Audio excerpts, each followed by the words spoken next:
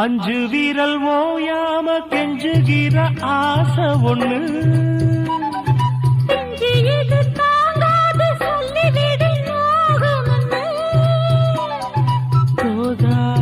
சப்படி தாங்கி குடித்த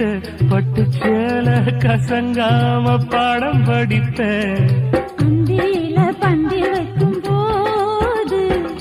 என்ன வரம் வேணும் இன்னு கேளு அதற்குள் தாகம் தணிஞ்சிரும்